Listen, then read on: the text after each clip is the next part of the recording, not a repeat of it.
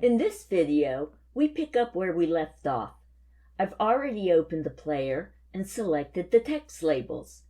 If you're building with me, you should have your storyline file open and completed the following: features, resources, glossary, player style, and colors and effects, or the features of your choice. We also want the menus and controls to be on. If you haven't seen the previous videos in this series and want to build with me, start with customizing the course player, features. You'll find the link in the description below. You can customize your text labels. These labels apply to all default labels in Storyline, such as the next or previous buttons if you use text labels for them. The types of buttons and messages appear in the left column. The default text for these items appears on the right. For example, if you want the Resources tab to have a different label, scroll down to find it on the list.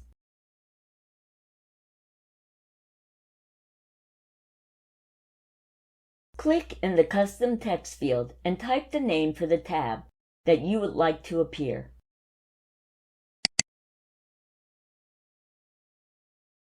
Click the Update Preview button. You can save your changes to use in other lessons by clicking the Save button. Your labels are saved to the default application folder unless you specify another location. Enter a name for your labels and click Save.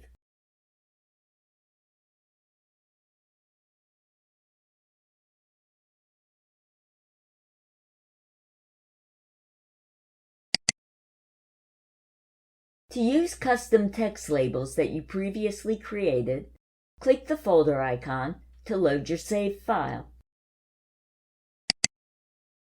Select your file and click Open to load it.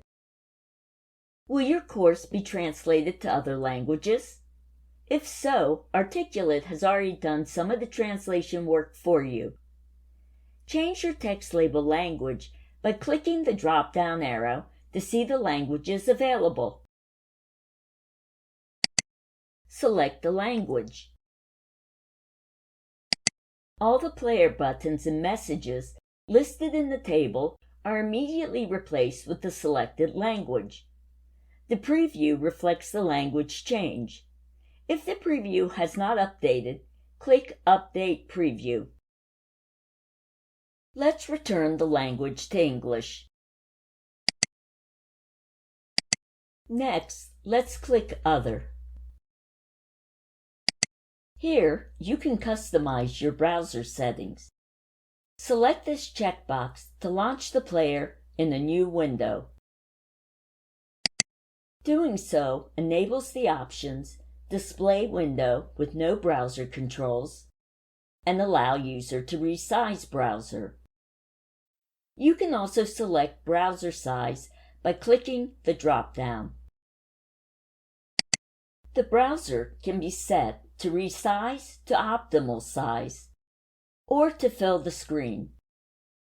Click the On Restart drop-down to set how the course resumes when the user resumes it after leaving the course and returning.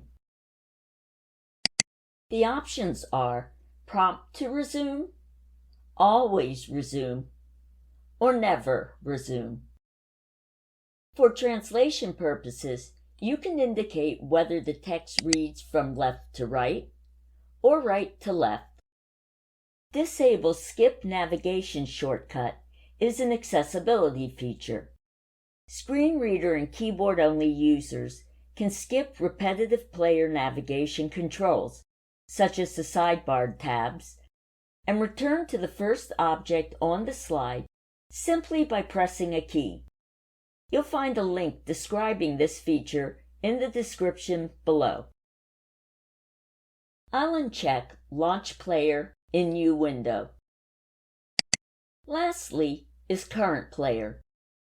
Click this button to show a list of available players, including any you created. Click Open to select an existing player. Here, you see a list of your player options. You can save modifications to the current player. Since we're creating a custom template, do not click this.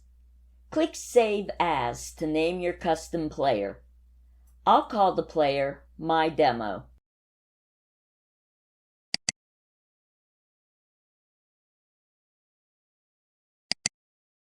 Returning to this menu, you can import a player from another location or export your player to another location.